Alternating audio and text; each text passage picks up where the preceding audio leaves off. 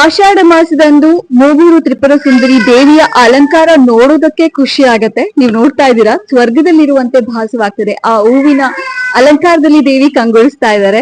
ಇಲ್ಲಿ ನಮ್ಮ ಪ್ರಧಾನ ಅರ್ಚಕರಾದಂತಹ ಶ್ರೀಯುತ ಹರೀಶ್ ಸರ್ ಇದ್ದಾರೆ, ಅವನ್ನ ಮಾತಾಡ್ತಾನ. ನಮಸ್ತೆ ಸರ್. ನಮಸ್ಕಾರ. ಆಷಾಢದಲ್ಲಿ ಭಕ್ತಾದಿಗಳು ಎಲ್ಲಾ ಕಡೆಯಿಂದ ಬರ್ತಾರೆ, ಸ್ಪೆಷಲಿ ಆ ದೇವಿಯನ್ನ ಕಣ್ತುಂಬ್ಕೊಳ್ಳೋದಕ್ಕೆ. ಹೂವಿನ ಅಲಂಕಾರ ತುಂಬಾ ಚೆನ್ನಾಗಿದೆ. ಏನ್ ಹೇಳ್ತೀರಾ ದೇವಿ ಬಗ್ಗೆ? ಪ್ರತಿ ಆಷಾಢ ಮಾಸದಲ್ಲಿ ಪ್ರತಿದಿನ ಒಂದೊಂದ್ ದಿನ ಒಂದೊಂದ್ ತರ ಹೂವಿನ ಅಲಂಕಾರ ಮಾಡ್ತೀವಿ. ಇಲ್ಲಿ 30 ದಿನ ಬರುತ್ತೆ. ಒಂದ್ ಆಷಾಢದಿಂದ ಒಂದ್ ಅಮಾಸೆಯಿಂದ ಇನ್ನೊಂದು ಅಮಾಸೆ ತನಕ 30 ದಿನ ಬರುತ್ತೆ. 30 ದಿನದಲ್ಲೂ ಡಿಫ್ರೆಂಟ್ ಆಗಿ ಒಂದೊಂದ್ ದಿವಸ ಒಂದೊಂದು ಅಲಂಕಾರ ಮಾಡ್ತೀವಿ. ಇಲ್ಲಿ ಹೂವಿನ ತಾಯಿಗೆ ಹೂವೇ ಪ್ರಿಯ. ಇಲ್ಲಿ ಏನು ಆವರಕ್ಕೆ ಏನು ಇಲ್ಲ.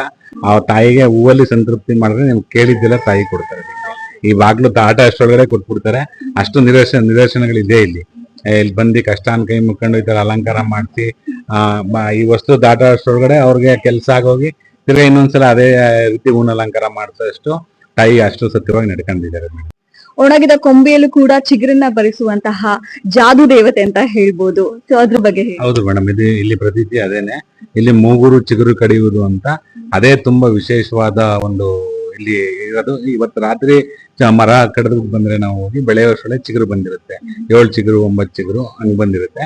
ಇದು ಅರಸು ಮನೆತನಗಳ ಮನೆ ದೇವರಾದ್ರಿಂದ ಅದು ಅರಸು ಮನೆತನದವರಿಗೆ ಅದನ್ನ ಚಿಗುರು ಪ್ರಸಾದನ ಅವ್ರಿಗೆ ಕೊಡ್ತೀವಿ. ಇಲ್ಲಿ ರಾತ್ರಿ ಇಲ್ಲಿಂದ ಹೋಗಿ ಮರ ಕಡಿದ್ಬಿಟ್ಟು ಪೂಜೆ ಮಾಡ್ಕೊಡ್ತೀವಿ.